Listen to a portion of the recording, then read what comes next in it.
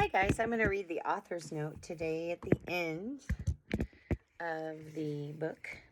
It's on page 325. Joseph and Isabella Mahmoud are all fictional characters, but their tales are based on true stories. That's called historical fiction. Joseph, the MS St. Louis was a real ship that set sail from Nazi Germany in 1939 with 937 passengers on board. Almost all of them Jewish refugees trying to escape the Nazis. The Jews expected to be admitted to Cuba. Some of them to live there permanently, some to stay only temporarily until they were admitted to the United States or Canada. But when they arrived, the Jews were told they would not be allowed to land. The reason was political. The Cuban officials who had issued the refugees' entrance visas had fallen out of favor with Cuba's president at the time, Federico Bru. To embarrass the official, Bru retroactively canceled the Jews' visas. Nazi agents in Havana helped keep the Jews out too by spreading propaganda that turned the Cuban people against the refugees. The Germans didn't want the Jews in their country, but they also loved seeing the refugees turned away by other countries. To the Nazis, it was proof that everybody else in the world secretly agreed with the ways the Germans were treating the Jews. Captain Gustav Schroeder was real, and he is remembered today for his kindness towards the Jewish passengers and his efforts to find refuge for them. Otto Scheindick was real too, and was not the only Nazi party representative on the ship, but also something of a spy, carrying secret messages back and forth between Germany and the Nazi agents working in Havana.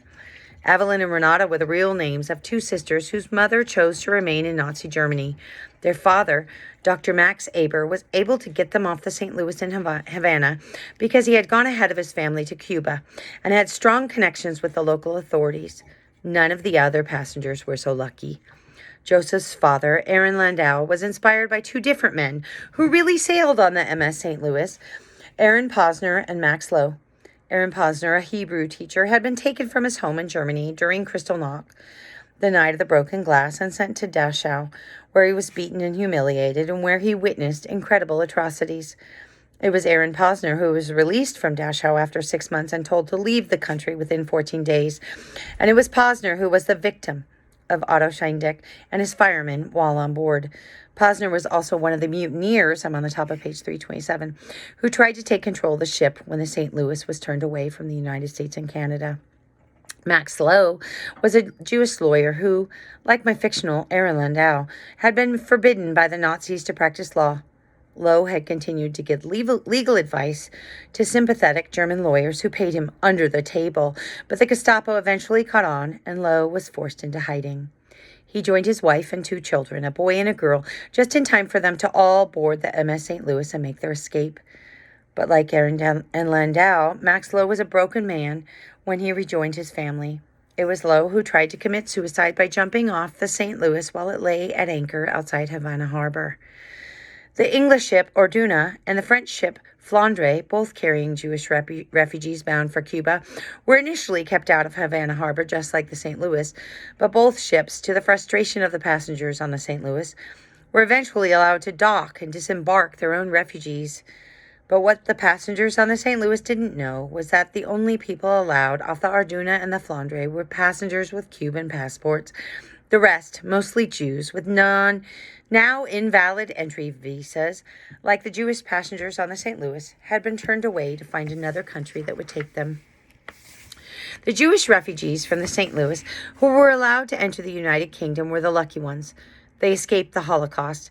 Of the 620 Jewish refugees who returned to continental Europe, the United States Holocaust Memorial Museum estimates that 254 of them were among the 6 million European Jews who died in the Holocaust.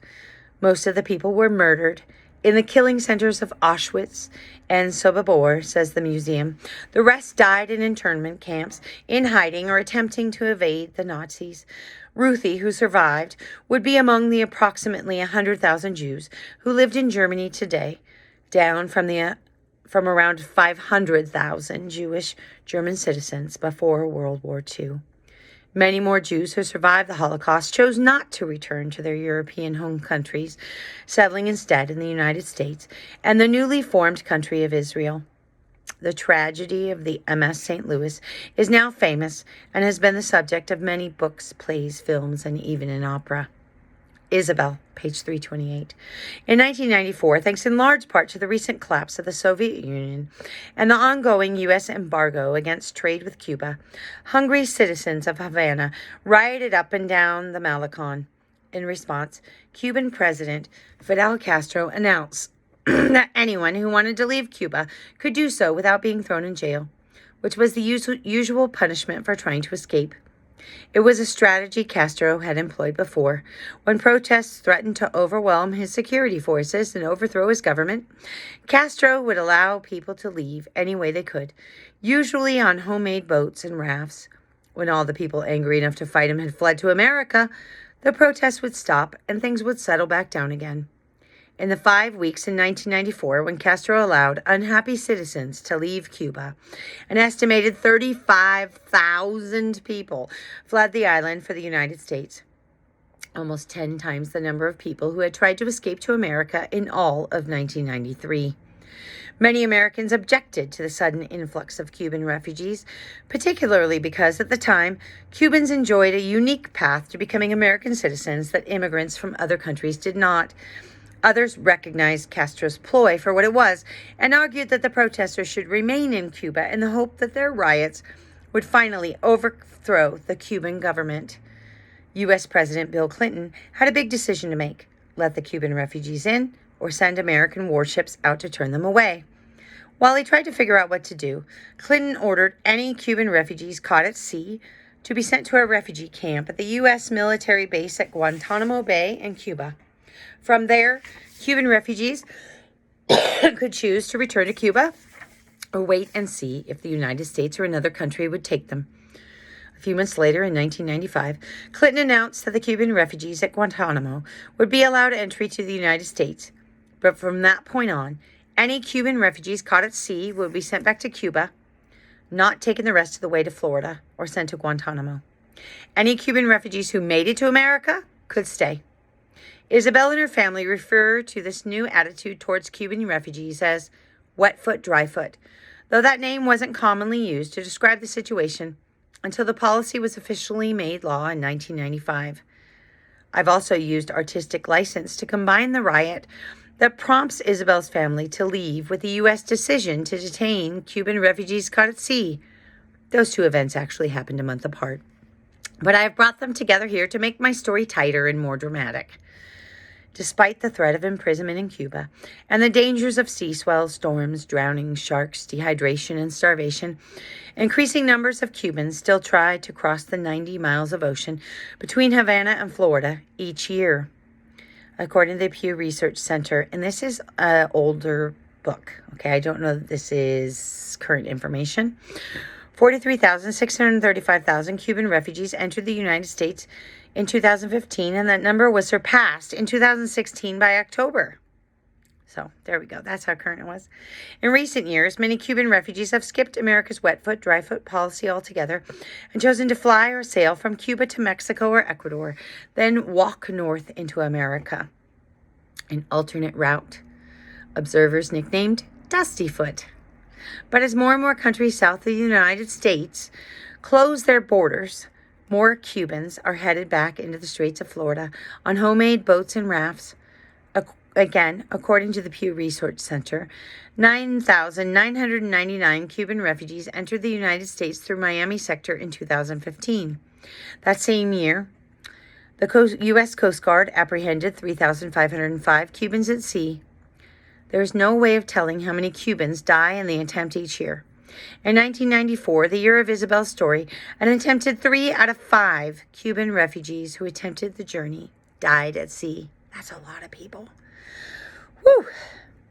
In 2014, President Barack Obama and Cuban President Raul Castro, Fidel's brother, announced that Cuba and the United States were reestablishing relations with each other. And in 2015, President Obama announced that formal diplomatic relations between the two countries would resume, including the reopening of their respective embassies in Havana and Washington, D.C. As a part of the normalization of relations, the U.S. government relaxed travel restrictions that had barred most Americans from visiting Cuba.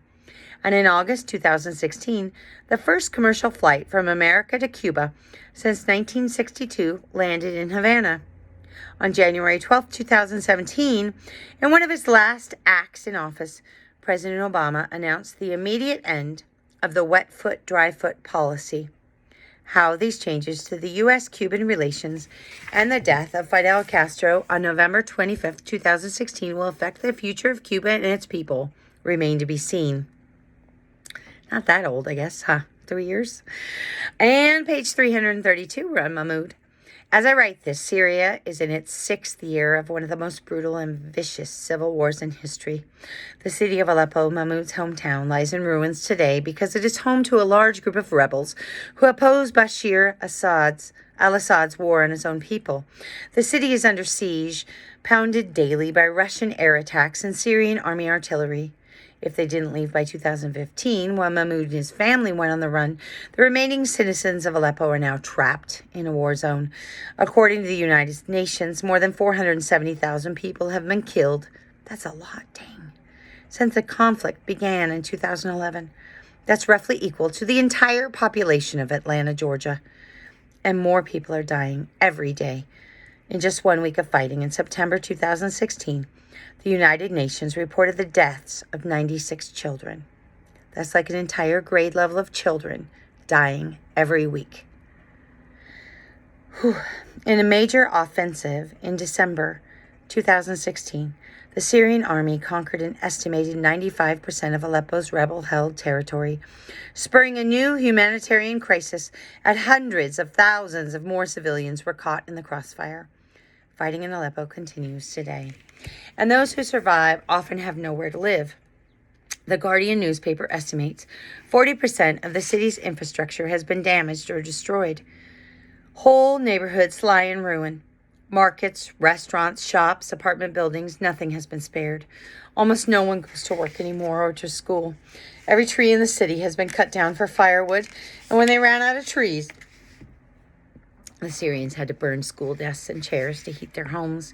Hospitals, if they still stand, have no medicine or equipment to treat patients. It's no wonder, then, that more than 10 million Syrians have been displaced from their homes.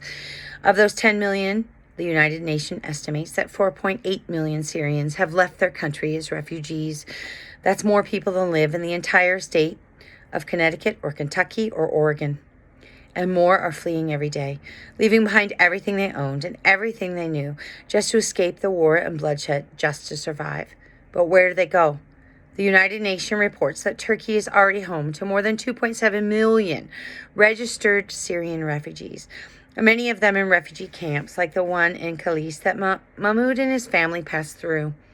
Other countries in the region, like Lebanon, Jordan, and Iraq, have all received huge numbers of Syrian refugees, but their resources are stretched to the limit, and public sentiment in many countries has turned against the influx of immigrants. Millions more refugees try to reach Europe, where countries like Germany and Sweden and Hungary have accepted thousands of refugees, but getting there is difficult and often deadly. According to the International Organization for Migration, more than 3,770 refugees died trying to cross the Mediterranean by boat in 2015. And once they reach the European Union, refugees still face persecution and imprisonment from countries that don't want to deal with them or don't have the resources to handle the huge influx of people. Hungary was the first country to build a fence to keep out Middle Eastern refugees walking north, and more countries are building walls. Even Austria, which has been incredibly welcoming to refugees, began building a fence in 2016. According to the Migration Policy Institute, between October 1st, 2011 and December 31st, 2016, the United States admitted just 18,007 Syrian refugees, less than 0.5% of all Syrian refugees who have resettled in other countries. On January 27, 2017, President Donald Trump signed Executive Order 13769, indefinitely suspending all entry of Syrian refugees into the United States. The executive order was titled, Protecting the Nation from Foreign Terrorist Entry into the United States. despite a report by the Cato Institute that says that no person accepted to the United States as a refugee, Syrian or otherwise, has been implicated in a major fatal terrorist attack since the Refugee Act of 1980 established the current system for accepting refugees into the United States. The states of Washington and Minnesota have challenged the executive order in the court, but as I write this, the outcome and the future of Syrian refugees in the United States remains unclear. The experience of Mahmoud and his family, sorry about the dogs, Mr. Sturge got home from the store, are based on things that really happened to different Syrian refugees. In 2015, a group of about 300 refugees who had been detained at a Danish school refugee camp finally had enough for being held for no reason. As one, they marched up the highway toward Sweden, forming a human chain that stopped traffic. And cheering bystanders really did stand on overpasses and toss down food and water. A similar protest took place in Hungary a week before, when thousands of refugees marched from Budapest to the border of Austria. I have combined the two events in this book. Mahmoud and his mother and father are composites of different refugees I read about, but Walid is specifically based on a now famous photograph of a 5-year-old boy from Aleppo named Amran Daknis. In the picture, Amran sits alone in the back of an ambulance after surviving an airstrike, his feet bare, his face bloody, his body covered in dirt and gray ash. He's not crying. He's not angry. Maybe he's in shock, or maybe he's just used to this. This is the only life he knows, because his country has been at war as long as he's been alive. He is a member of what the United Nations warns will become a lost generation of Syrian children if nothing is done to help them now. And then the author ends on page with this last section on 336 entitled What You Can Do. Beverly Crawford, a professor emerita at University of California, Berkeley, has written that refugees live their 3 lives. The refugees live 3 lives. The first is spent escaping the horrors of whatever has driven them from their homes, like the persecution and murder of Jews in Joseph's Nazi Germany, the starvation and civil rights abuses of Isabel's Cuba, or the devastating civil war of Mahmoud's Syria. Those who are lucky enough to escape their homes begin a second, equally dangerous life in their search for refuge, trying to survive ocean crossings and border patrols and criminals looking to profit off them. Most migrants don't end up in refugee camps, and their days are spent seeking shelter, food, water, and warmth. But even in the camps, refugees are exposed to illness and disease, and often have to exist on less than 50 cents a day. If refugees manage to escape their home and then survive the journey to freedom, they begin a 3rd life, starting over a new country, one where they often do not speak the language or practice the same religion as their hosts. Professional degrees granted in one country are often not honored in another, so refugees who were doctors or lawyers or teachers where they came from become store clerks and taxi drivers and janitors. Families that once had comfortable homes and cars and money set aside for college and retirement have to start all over, living with other refugees in government housing or with host families in foreign cities as they rebuild their lives. You can help refugees' families by donating money to one of the many groups who help refugees through every phase of their 3 lives. Some nonprofit organizations have very specific missions, like rescuing people fleeing the Middle East by boat or battling disease in refugee camps. 2 of my favorite organizations work specifically with refugee children around the world. The first is UNICEF, the United Nations International Children's Emergency Fund, which is working to keep Syrian children from becoming a lost generation by providing life-saving medical services, food, water, sanitation, and education, both within Syria and wherever Syrian refugees have fled. The second is Save the Children, which works with a number of corporate partners and individual donors here in the United States to offer emergency relief to children whenever and wherever it's needed around the world, including a special campaign for Syrian children. Both UNICEF and Save the Children spend 90% of every dollar they raise on services and resources that directly help children.